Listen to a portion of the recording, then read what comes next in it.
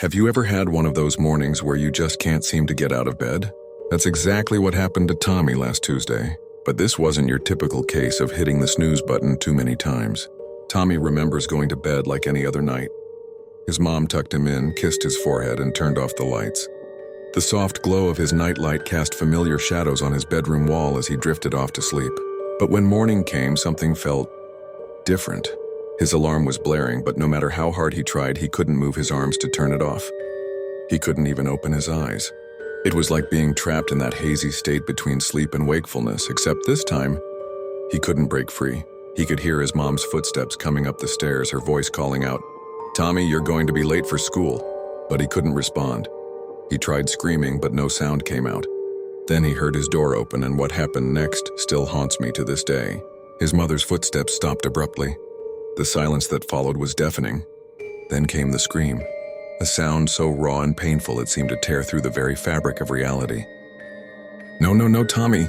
Someone help, please, somebody help my baby." That's when Tommy realized this wasn't a dream. He could hear sirens in the distance getting closer. He could hear people rushing into his room, their voices urgent and professional. "Time of death appears to be sometime during the night," one of them said. "Poor kid. Looks like he went peacefully in his sleep." Tommy wanted to scream, to tell them he was still here, still conscious, but he couldn't. He was trapped in the darkness of his own mind, fully aware but unable to communicate. And then he felt it. A cold presence in the room, something ancient and inevitable. Death had come for him, but Tommy wasn't ready. In his mind, he ran, through endless dark corridors, through memories of his life, through dreams he'd never get to fulfill. But you can't run from death forever. It's patient, it's persistent, and it always catches up. As the presence drew closer, Tommy finally understood. This wasn't a nightmare he could wake up from. This was his new reality. The last thing he remembers is a gentle whisper, like autumn leaves rustling in the wind. "It's time to go, Tommy.